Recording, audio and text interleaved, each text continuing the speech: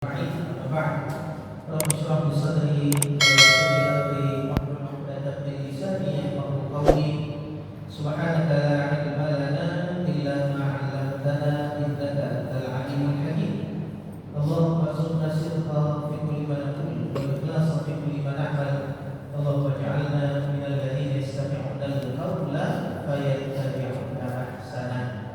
Alhamdulillah para imam, ustaz-ustaz, guru-guru kami, para orang kami serta seluruh sidang jamaah sholat subuh dirahmati Allah Subhanahu wa taala.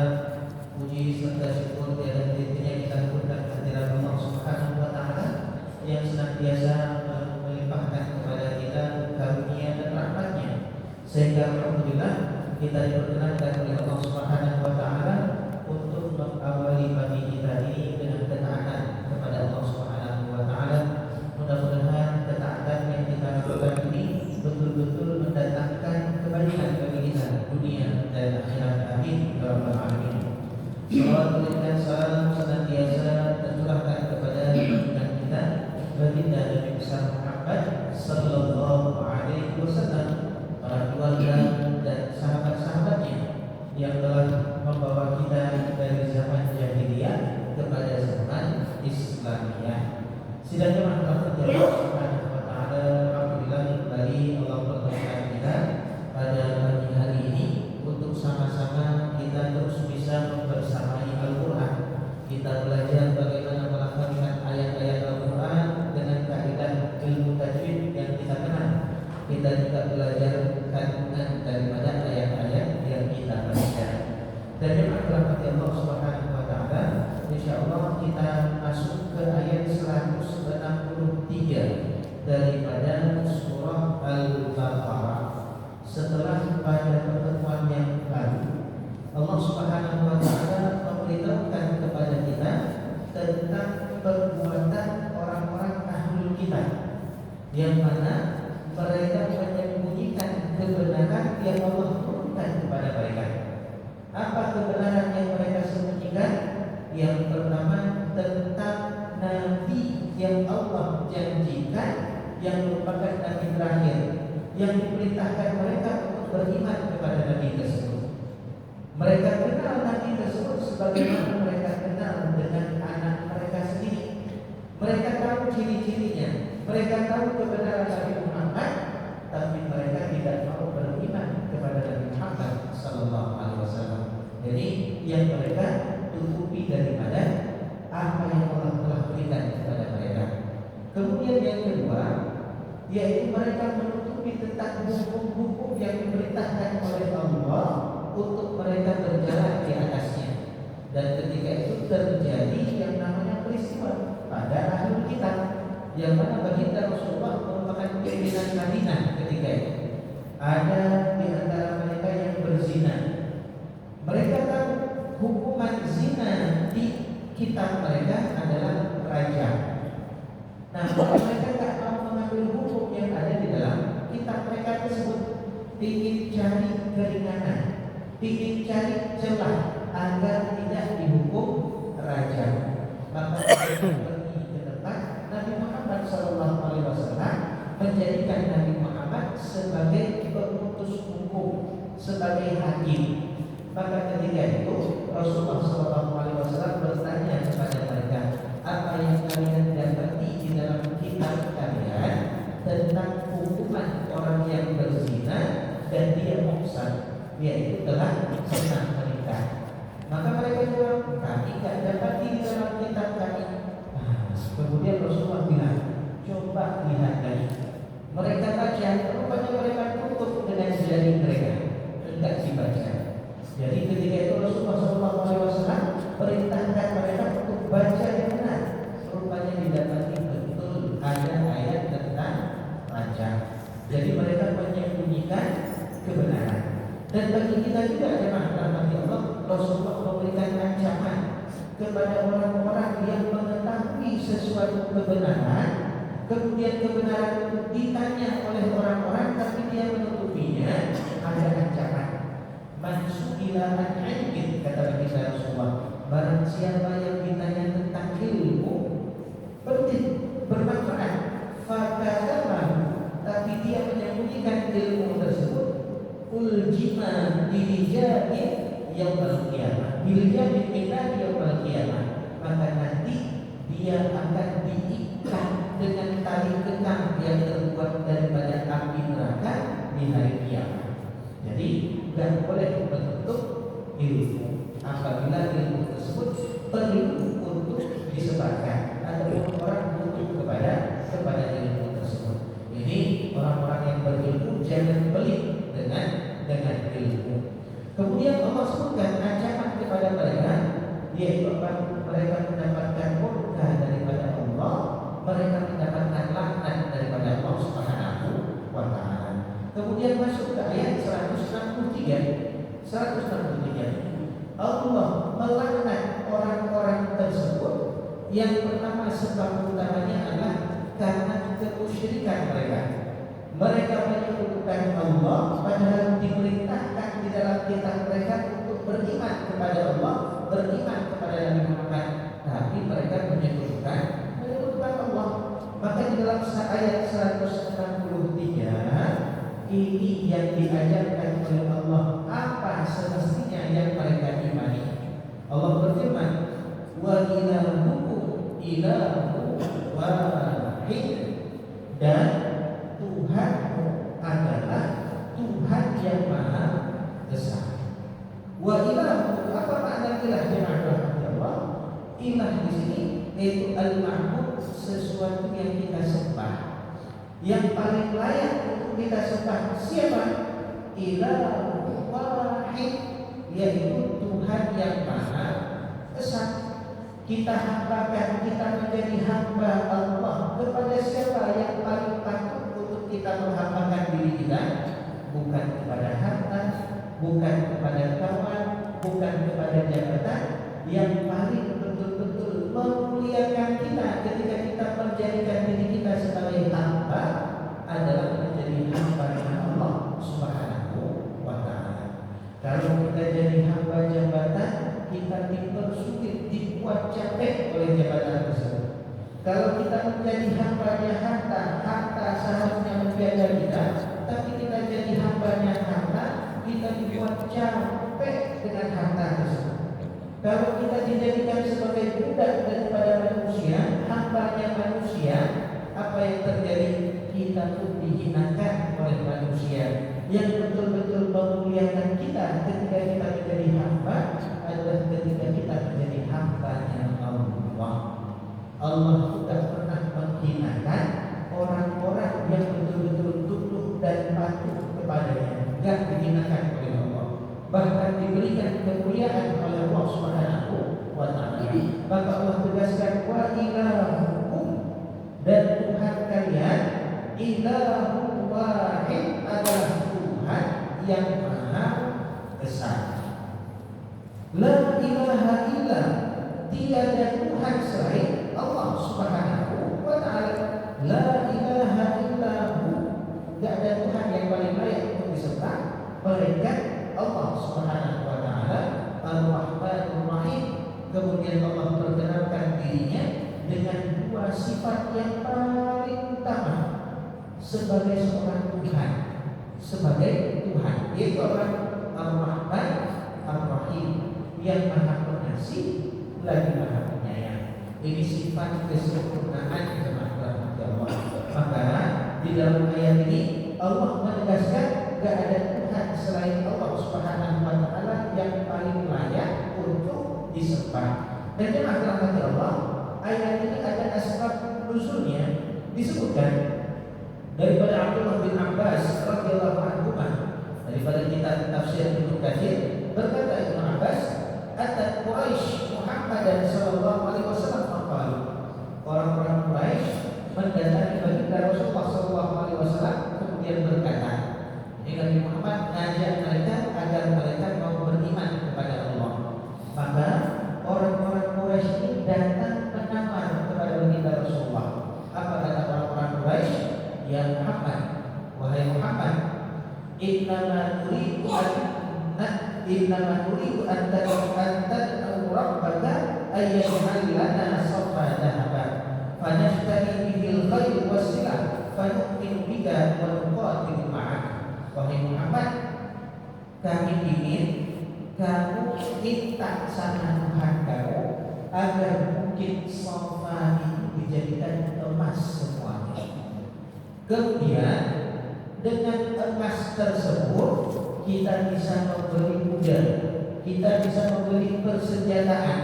Maka kalau itu betul-betul terjadi, kami akan beriman kepadamu wahai Muhammad, dan kami akan berperang bersama. Kami akan mendukungmu.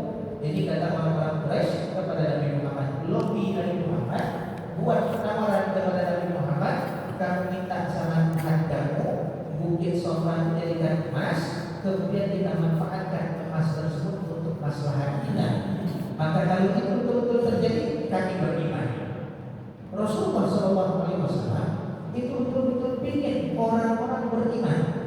Walaupun Rasulullah betul-betul susah, tak apa-apa, yang penting orang-orang beriman. Maka Rasulullah ketika mendengar kalimat tersebut, Rasulullah betul-betul semangat. Apa kata baginda Rasulullah? Aufiqu li la in da'atu rabbi faja'ala musaffa dhahaban la yu'minu tadi. Berikan janji kalian, bukti kalian bahwasanya kalau nanti Bukit Safa tersebut betul-betul menjadi emas, kalian pasti akan beriman kepada Allah. Kasih bukti kepada saya. Maka ketika itu fa'afakulam, mereka memberikan bukti, mereka tulis, mereka bersumpah betul-betul beriman kalau Bukit Safa jadi emas. Pada Arafah kemudian baginda Rasulullah berdoa kepada Allah Subhanahu wa taala. Fa'atahu Jibril, tiba-tiba Jibril datang kepada baginda Rasulullah sallallahu alaihi wasallam. Kemudian Jibril berkata kepada baginda Rasulullah, apa kata Jibril?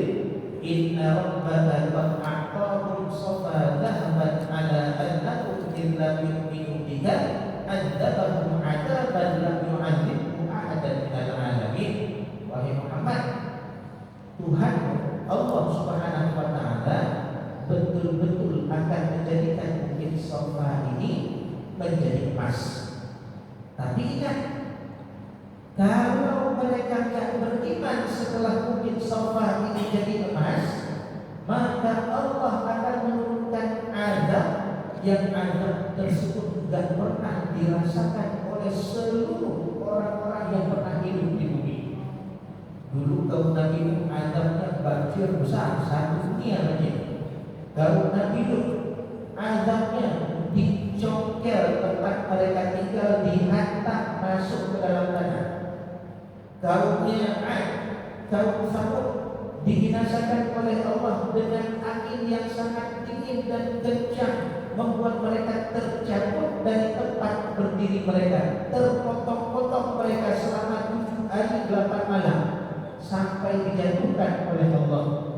Kaum Samud juga diberikan suara yang sangat kencang, berderu yang luar biasa, mendengar suara tersebut langsung binasa. Kemudian Fir'aun dibelah lautan, kemudian dihancurkan oleh Allah. Kalau umat wahai Muhammad setelah Safa dijadikan emas dan mau beriman, maka mereka akan mendapatkan azab yang azab tersebut tidak pernah disaksikan sebelumnya. Saking dahsyatnya azab tersebut. Ketakutan bagi Rasulullah Sallallahu Alaihi Wasallam. Kemudian Rasulullah mengatakan, Rabbillah, ya Allah, jangan ya Allah, jangan kau jadikan Safa itu sebagai emas. Baldani, tapi wahai ya Allah, biarkan saya, wa qaumi, dengan kaum saya, fala ad'uhum yawman biyawmin, biar saya dakwah mereka sehari demi sehari, sehari-sehari saya dakwah mereka. Gak apa-apa mereka tolak saya, gak apa-apa, yang penting saya tetap berdakwah. Saya ingin keselamatan bagi mereka, bukan kebinasaan. Ini bagaimana cintanya baginda Rasulullah kepada umat yang diutus beliau kepada mereka. Maka fa'anzalallahu hadhil ayat, turunlah ayat, yaitu inna fi khalqis samawati wal ardi wa ikhtilafil laili wan nahar, dan seterusnya. Kemudian di dalam tafsir yang lain disebutkan, qala Ibnu Abi Hatim aidan, haddatsani Abu Hudzaifah qal unzilat 'ala Nabi sallallahu alaihi wasallam bil Madinah, turun kepada baginda Rasulullah sallallahu alaihi wasallam di Madinah, wa ilahukum ilahun wahid, dan Tuhan kalian adalah Tuhan yang Maha Esa, la ilaha illahu, tiada Tuhan yang layak disembah melainkan Dia, Ar-Rahmanur Rahim, yang Maha Pengasih lagi Maha Penyayang. Ketika turun ayat ini, berkatalah orang kafir, kaifa yas'un nas ilahun wahid, bagaimana manusia yang banyak ini cukup dengan hanya satu Tuhan? Bumi ini luas, langit ini luas, orang pun banyak, masa cuma satu Tuhan yang mengurus segalanya? Kan tak mungkin sanggup, tak mungkin cukup. Maka turun ayat wa ilahukum ilahun wahid, kemudian ayat setelahnya inna fi khalqis samawati wal ardi wa ikhtilafil laili, dan seterusnya. Ini ayat untuk menunjukkan bahwasanya satu Tuhan itu betul-betul kesempurnaan, dan satu Tuhan tersebut betul-betul mampu untuk mengurus segala yang ada daripada makhluk yang diciptakannya. Ini wa ilahukum ilahun wahid.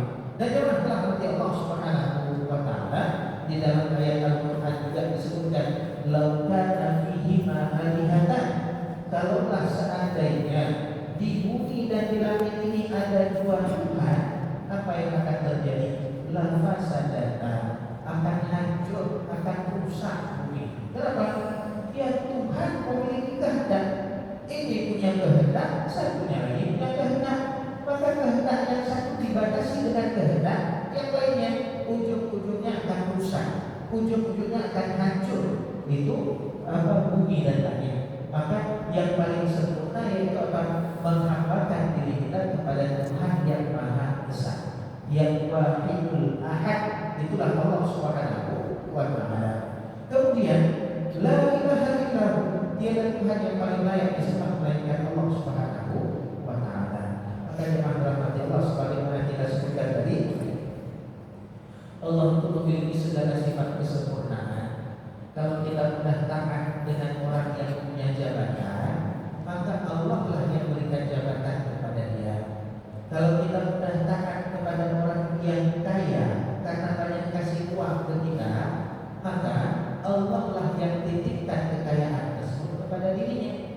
Kalau kita mudah taat patuh kepada orang yang kuat, maka Allah lah yang Maha Kuat.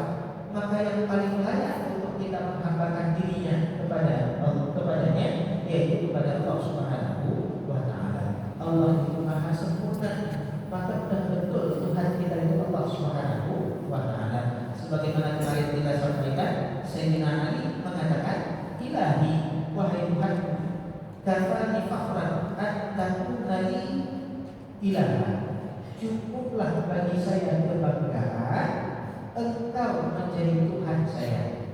Wa kafani izzah, dan kemuliaan besar bagi saya an akuna laka abda, aku menjadi hamba-Mu, itu kemuliaan besar bagi saya. Sebagaimana kita sebutkan tadi, kita kalau menjadi pembantunya presiden itu bangga. Orang-orang datangi kita semuanya. Kenapa? Karena ingin buat urusan dengan presiden. Bangga ya. Kita berani tulis asisten presiden. Bangga. Padahal cuma 5 tahun. 5 tahun saja. Allah Subhanahu wa taala enggak pernah mati, Maha hidup, enggak pernah lalai. Maka menjadi hamba Allah, itulah kesempurnaan kemuliaan bagi kita. Kemudian Allah perkenalkan dirinya siapa? Ar-Rahman Ar-Rahim. Allah Maha Baik, Maha Pengasih, Maha Penyayang. Kita kalau punya atasan kita baik, senang betul ya. Kita ingin selalu gak apa jadi bawahan dia. Kenapa? Baik betul dia, perhatian betul dia kepada kita. Itu manusia yang kebaikannya itu terbatas. Bagaimana dengan Allah Subhanahu wa taala? Maka jemaah rahmati Allah, Allah itu betul-betul baik. Kita lihat bagaimana sayangnya Allah kepada hamba-Nya. Di dalam hadis yang sering kita bicarakan, ketika Rasulullah SAW itu datang dengan rombongan para tawanan perang, pulang tawanan perang, rupanya di dalam kawasan tawanan perang tersebut ada seorang perempuan yang kehilangan anak yang sedang disusukannya. Jadi orang tua, seorang ibu kalau punya anak yang lagi disusukannya, itu betul-betul kasih sayang yang nomor satu kepada anak tersebut. Nyamuk aja tak boleh gigit. Ada nyamuk yang gigit, dikejar ya. Itu seorang ibu kepada anak yang sedang disusukannya. Lagi ngantuk berat, tapi anak tersebut betul-betul mau bangun, jaga juga ibunya. Lagi dalam keadaan ngantuk, ayo juga anaknya. Itu bagaimana seorang ibu kepada anak yang masih bayi. Dan disebutkan bahwasanya ketika itu perempuan itu kehilangan anak di dalam tawanan perang. Tawanan perang itu musuh. Anaknya hilang di dalam tawanan perang. Apa yang terjadi kepada ibu tersebut? Nangis, berteriak, lari mondar-mandir cari anaknya. Karena hilangnya bukan di masjid, hilangnya di tawanan perang. Rasulullah melihat keadaan tersebut bersama para sahabat. Kemudian mondar-mandir, teriak-teriak, nangis-nangis. Rupanya didapati ada anaknya di situ. Cepat-cepat didatangi, dipeluk kuat-kuat, kemudian disusukan anak tersebut. Rasulullah tanya kepada sahabat, "Atarawna hadhil mar'ah salihatan waladaha finnar?" Mungkinkah perempuan ini tega mencampakkan anaknya ke dalam kobaran api? Apa jawaban para sahabat? La wallah, demi Allah tak mungkin. Kita kadang-kadang di kendaraan lihat ada seorang ayah lagi gendong anak yang masih kecil, ngantuk di jalan di atas motor, sayang betul dengan pelukannya. Seorang ibu lagi kantor tapi tetap memeluk anaknya, dijemput sekolah, ngantuk anaknya, dipegang dengan tangan belakang, sayang betul pada anaknya. Mungkin gak kata Rasulullah, ini ibu meletakkan anaknya ke dalam kobaran api? Apa jawaban sahabat? Demi Allah, sekalipun tak akan pernah. Apa kata Rasulullah? Lallahu arhamu bi'ibadi. Sesungguhnya Allah lebih sayang lagi kepada hambanya, melebihi sayangnya ibu ini kepada anaknya. Jadi Allah itu sayang betul kepada kita. Buktinya apa jemaah rahmati Allah? Kita ketika kita bermaksiat kepada Allah, Allah tak langsung laknat kita. Allah tunggu kita bertaubat. Allah tak langsung kutuk kita. Ibu dengan anak, ada loh ibu yang mengutuk anaknya, ada loh ibu yang mengusir anaknya, ada. Tapi Allah tak pernah mengusir hambanya sampai nyawanya ditekulkannya. Pintu taubat senantiasa dibuka oleh Allah Subhanahu wa Ta'ala. Kalau hamba tersebut ingin datang kepada Allah, Allah lebih duluan datang kepada hamba tersebut. Apa kata Allah? Wa man taqarraba minni zira'an. Orang-orang yang mau datang kepada satu jengkal, aku datangi dia satu hasta. Dia mau datang kepada satu hasta, saya datangi dia satu ba'ah, satu depan. Dia datang kepadaku dengan berjalan, aku akan mendatangi dia dalam keadaan berlari. Kemudian Allah Subhanahu wa Ta'ala juga berfirman, "Wa man laqiya bi qurabil ardi." Kalau dia mau datang kepada walaupun membawa dosa sebesar dunia ini, aku akan datang kepadanya membawa keampunan sebesar itu pula. Jadi Allah sangat sayang kepada kita di rahmati Allah. Maka jangan sampai kita kecewakan Allah. Kita bermaksiat kepada Allah masih dikasih kehidupan. Coba bayangkan setiap kita bermaksiat langsung datang azab daripada Allah. Tak saya. Kita bohong langsung lidah kita putus. Misalnya. Kita mencuri langsung tangan kita lumpuh. Misalnya. Maka tak bisa hidup. Tapi Allah sayang betul dengan kita. Bahkan di dalam hadis yang diriwayatkan oleh Mu'adz bin Jabal radhiyallahu anhu, jadi sampai-sampai Mu'adz bin Jabal tidak berani meriwayatkan hadis ini. Apa kata baginda Rasulullah? Rasulullah memanggil Mu'adz bin Jabal, "Ya Mu'adz." Qala labbaik ya Rasulullah wa sa'daik. Aku penuhi panggilan wahai Rasulullah. Ya Mu'adz, 3 kali dipanggil oleh Rasulullah. Kemudian Rasulullah menyampaikan perkara penting.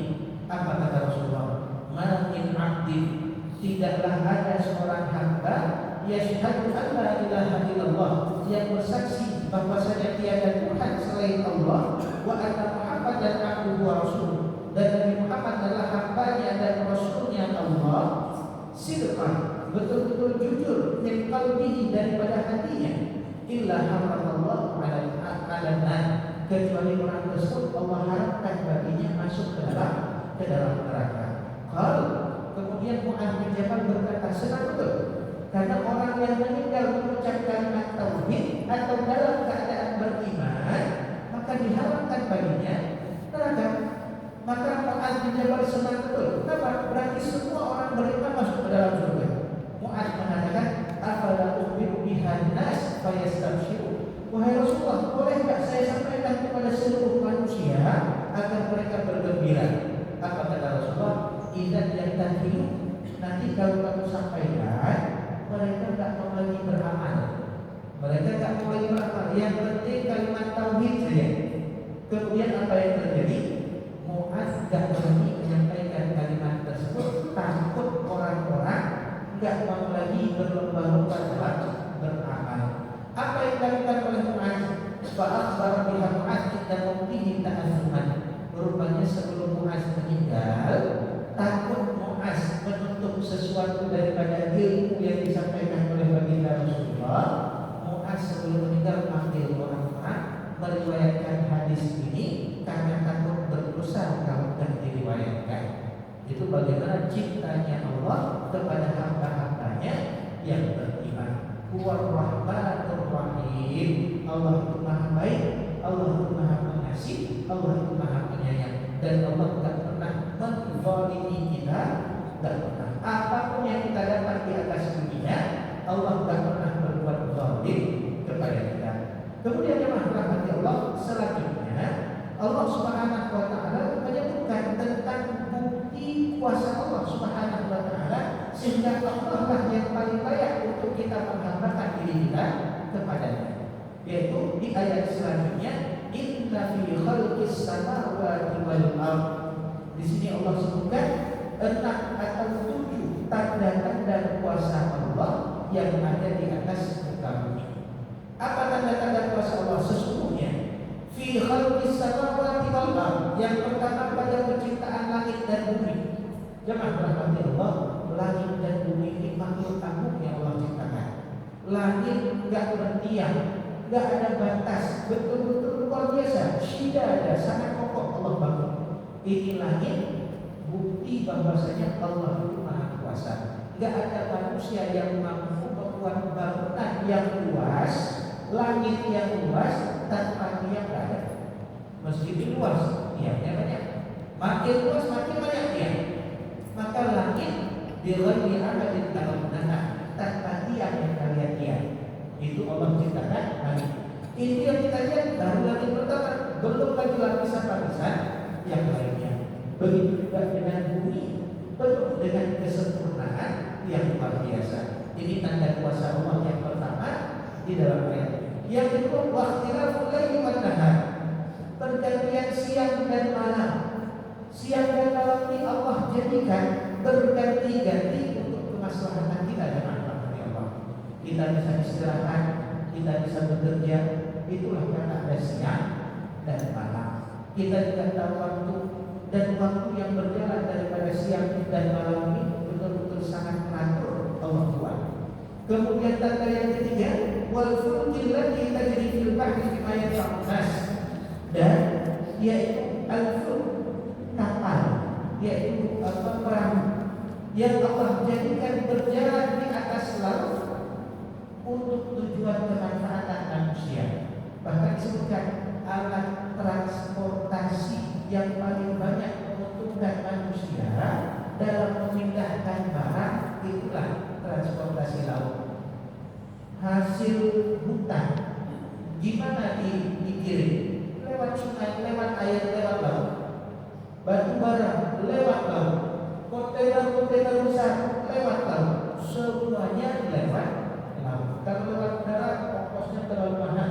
Lewat darat ongkosnya terlalu mahal. Laut betul-betul menyatukan semua daratan yang ada.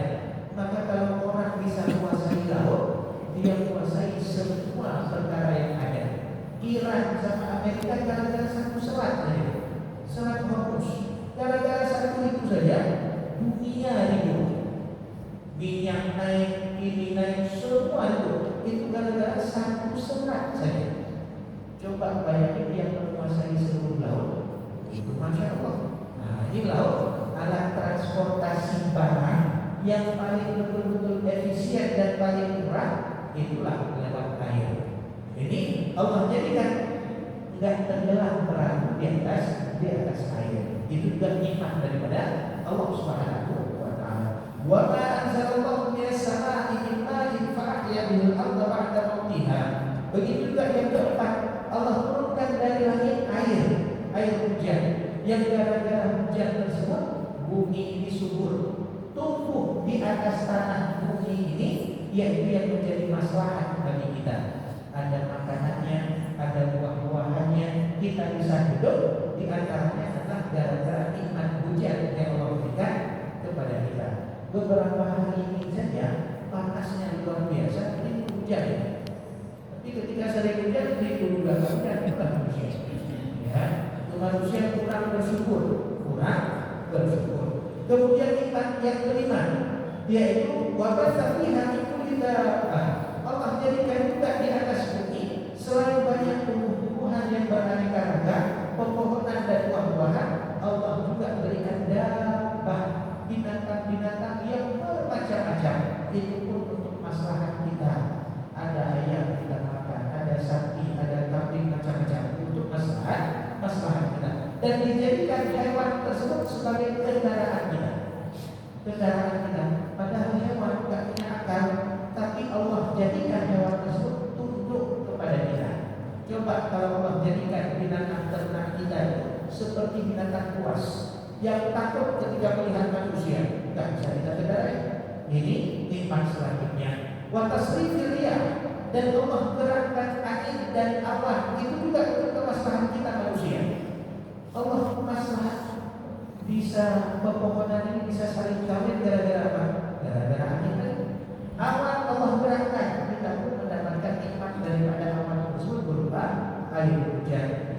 La ayat li qaumi yaqilun, itu semuanya adalah tanda-tanda kebesaran Allah bagi orang-orang yang menggunakan akalnya untuk berpikir. Maka jemaah rahmati Allah, semua yang ada di atas muka bumi ini, kalau betul-betul kita renungi, maka kita akan dapati semua itu adalah Allah Subhanahu wa Ta'ala. Melihat manusia, kita puji manusia karena kegantengan, karena cantiknya, karena adatnya, maka hakikatnya kita memuji Allah. Kita lihat pegunungan betul-betul indah, kita memuji, yang kita puji adalah Allah Subhanahu wa Ta'ala.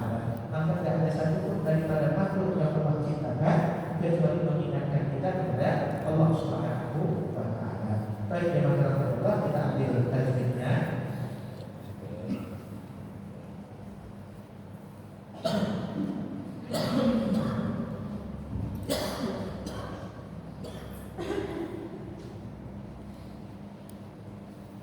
Ayat 163 saya baca. A'udzu billahi minasy syaithanir rajim. Sama-sama. A'udzu billahi minasy syaithanir rajim. Bismillahirrahmanirrahim. Bismillahirrahmanirrahim. Wa ilahukum ilahun wahid. Sama-sama. Wa ilahukum ilahun wahid. Ketika gunnah di sini suaranya lewat hidung. Ilahun,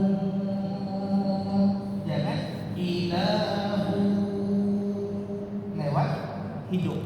Karena gunnah sautu yang berhubung tanpa hidung, suara yang keluar lewat rongga hidung.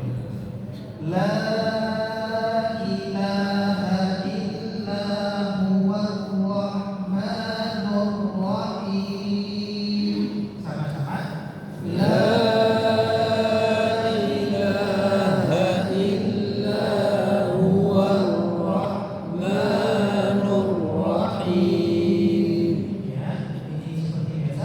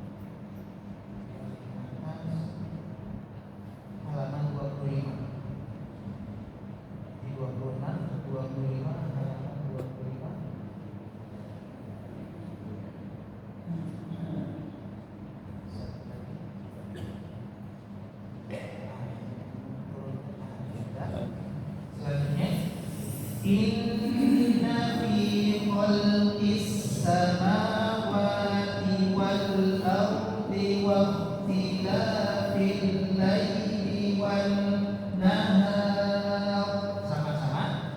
Inna fi khalqis samawati wal ardi wa ikhtilafil laili wan nahar. Perhatikan di sini kalimat wa ikhtilafi.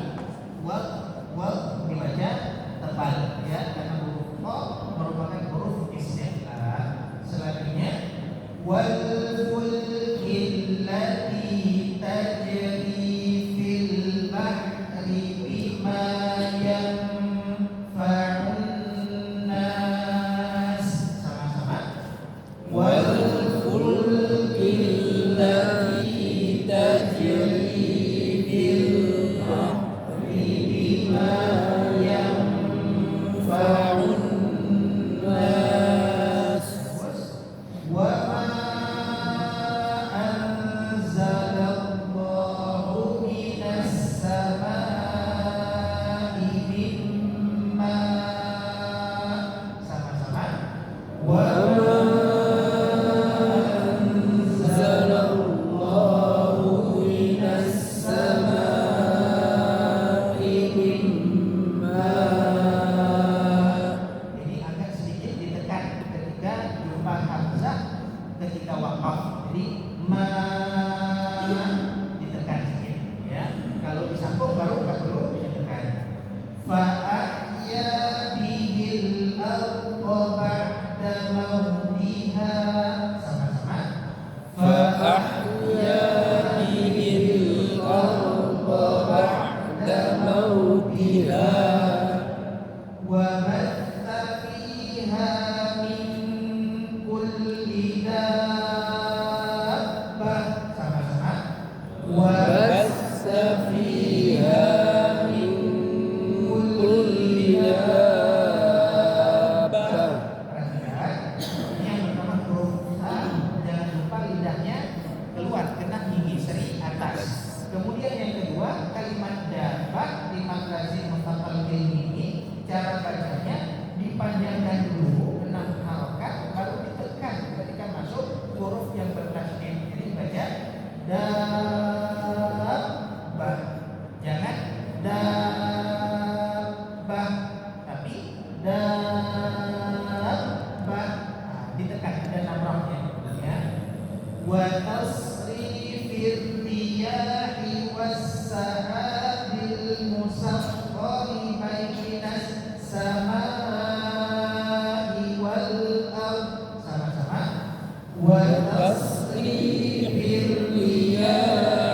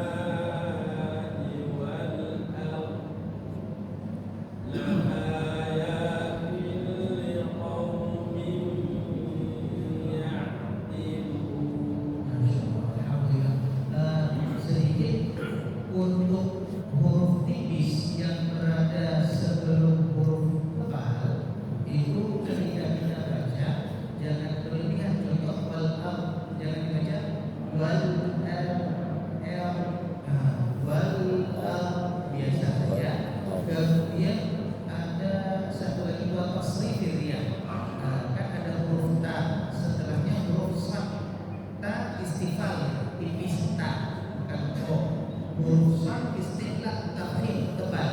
Jadi jangan dirasa gara-gara perintahnya nampak tipis dibuat wadas rifi